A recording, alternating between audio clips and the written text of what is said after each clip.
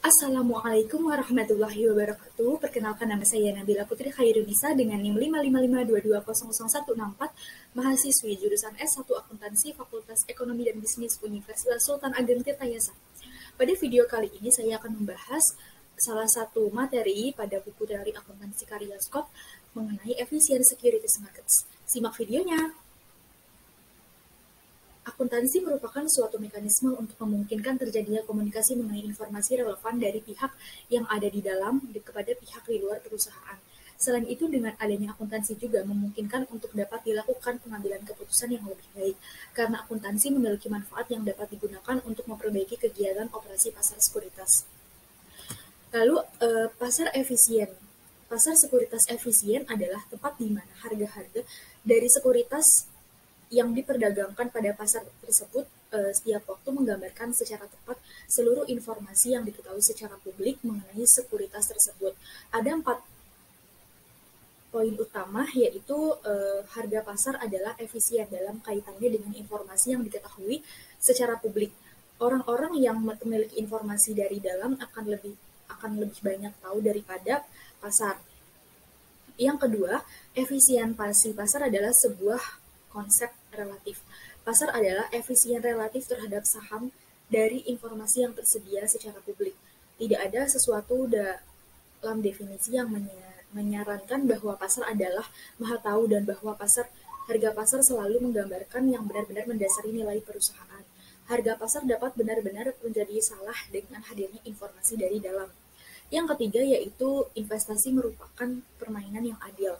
Jika pasar adalah efisien, hal ini berarti investor tidak dapat mengharapkan untuk memperoleh kelebihan tingkat pengembalian atas sekuritas atau portofolio sekuritas di atas tingkat pengembalian normal yang diharapkan atas sekuritas atau portofolio yang bersangkutan, di mana tingkat pengembalian normal mengizinkan adanya risiko. Keempat, implikasi dari pasar sekuritas efisien adalah bahwa harga pasar sekuritas harusnya berfluktuasi secara acak setiap waktu. Ekspektasi pasar dari akibat kejadian atas nilai perusahaan adalah rata-rata tidak bias. Alasannya satu-satunya bahwa harga akan berubah adalah jika beberapa informasi yang relevan tetapi tidak diharapkan datang secara acak.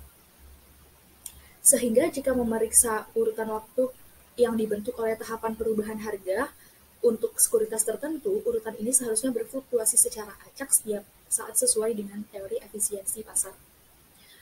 Yang selanjutnya yaitu pasar efisien. Menurut Scott, jika terdapat informasi gratis dalam kondisi ideal, maka semua investor akan memanfaatkannya dan nilai pasar perusahaan menyesuaikan untuk mencerminkan ekspektasi aliran kas efisien.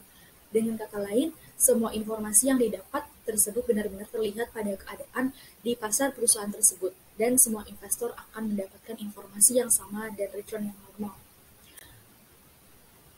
Selanjutnya yaitu ada anomali pasar modal efisien. Teori efisiensi pasar modal menyatakan bahwa harga sekuritas akan bereaksi cepat terhadap informasi baru. Konsekuensinya, apabila harga tidak bereaksi cepat terhadap informasi baru tetapi membutuhkan waktu lebih lama, maka keuntungan abnormal dapat terjadi. Dalam hal ini, investor tidak berperilaku sesuai dengan teori efisiensi pasar modal. Investor yang tidak berperilaku sesuai dengan teori efisiensi pasar modal disebut anomali pasar modal efisien. Selanjutnya yaitu ada model CAPM. Terdapat 3 kegunaan dari rumus CAPM. Yang pertama itu menjelaskan bagaimana harga pasar tergantung pada ekspektasi pasar atas harga saham masa depan dan dividen. Jika ekspektasi ini berubah, maka harga saat ini akan secepatnya berubah untuk merefleksikan ekspektasi yang baru. Kedua, dengan kembali pada sudut pandang expose dari returns, CAPM menyediakan cara untuk memisahkan tingkat pengembalian yang direalisasi atas saham ke dalam komponen yang diharapkan atau tidak. Yang ketiga, model pasar menyediakan cara yang nyaman untuk mengestimasi beta saham yang merupakan pengukuran risiko penting untuk investor. Selanjutnya yaitu kritik terhadap CAPM. Yang pertama, CAPM mengasumsikan ekspektasi rasional. Investor diasumsikan untuk mengetahui saham-saham yang dapat dianggap sebagai parameter keputusan yang mendasarinya yang tidak diketahui. Sebagai hal yang praktis, ini mungkin tidak diketahui secara akurat bahwa dapat menciptakan sumber risiko estimasi bagi investor. Namun, estimasi ini tidak mungkin sepenuhnya akurat, terutama jika hanya beberapa periode data yang tersedia untuk estimasi. Juga beta perusahaan dapat berubah. Kemudian, investor harus melalui proses pembelajaran pengumpulan bukti dan revisi kepercayaan sebelum perkiraan nilai yang akurat diperoleh. Yang kedua yaitu CAPM tidak mempertimbangkan bahwa pasar sekuritas mungkin mengandung investor rasional dengan berbagai tingkat kecanggihan. Pada kenyataannya, di pasar investor pada kenyataannya, di pasar sekuritas terdapat lebih dari satu kelas investor rasional. Bertentangan dengan kenyataan ini, CAPM mengasumsikan pengetahuan umum. Jika demikian, investor yang lebih canggih mungkin merasakan bahwa investor biasa akan membuat keputusan investasi yang salah. Investor informatif yang lebih baik ini kemudian akan memanfaatkan ketidakpejukan saham yang dihasilkan daripada membuat keputusan investasi yang terdiversifikasi yang mendasari CAPM. Yang ketiga yaitu CAPM mengasumsikan bahwa biaya transaksi pembelian dan penjualan sekuritas adalah nol. Artinya itu mengasumsikan pasar yang sangat liquid.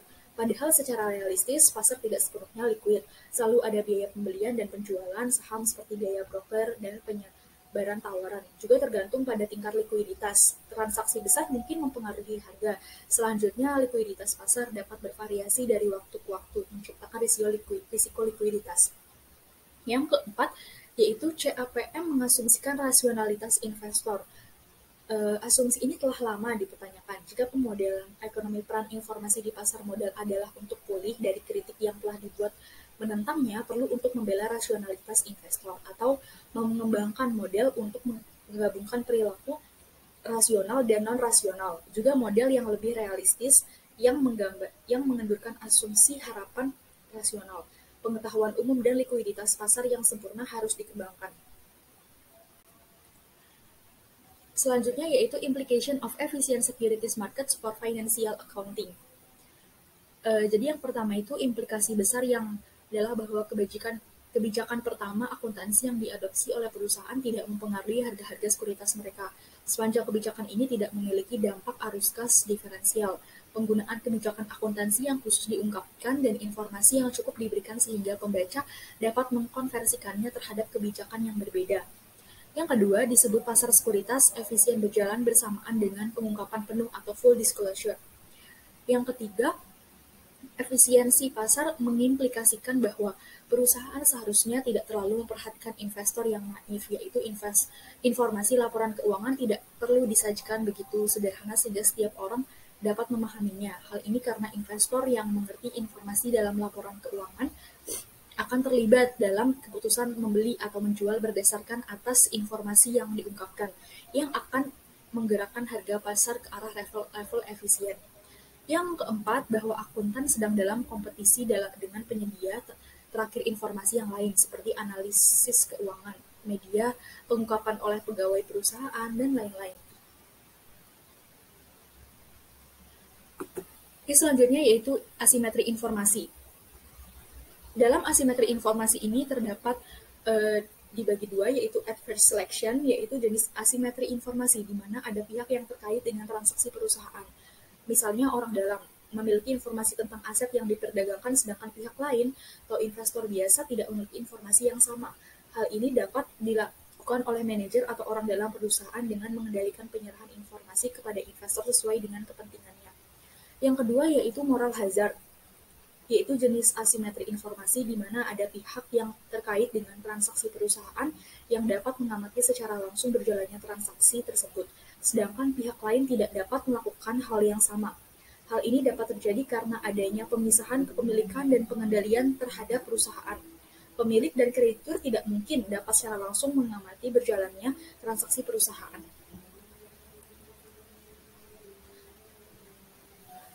Selanjutnya yaitu ada PSAK yang terkait dengan materi ini, yaitu penyajian laporan keuangan.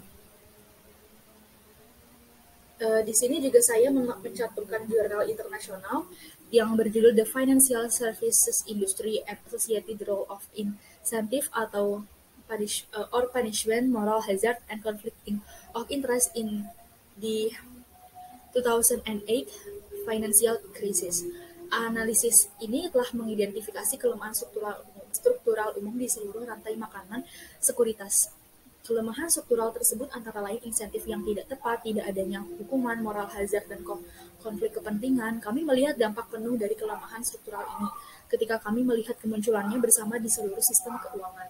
Cacat struktural meluas ke pemerintah, badan pengatur, akademisi bisnis, dan media bisnis. Studi kami bergerak melampaui analisis moral dan masalah etika normatif, dengan asumsi bahwa sangat sedikit pihak dalam sistemik yang dapat diatasi melalui perubahan kebijakan. Kami berharap studi ini dapat menjadi panduan bagi regulator dan bagi mereka yang berada dalam tata kelola perusahaan pada umumnya. Kami yakin bahwa agar pasar bebas berfungsi sebagaimana mestinya, sangat penting untuk mempertahankan kepercayaan pasar, yaitu keyakinan luas bahwa aturan permainan yang sama berlaku untuk semua pemain dan tidak ada yang kebal hukum. Kurangnya tuntutan pidana yang terkait dengan krisis ini telah merusak kepercayaan tersebut. Sekian presentasi yang dapat saya paparkan. Terima kasih, mohon maaf apabila banyak kekurangan. Wassalamualaikum warahmatullahi wabarakatuh.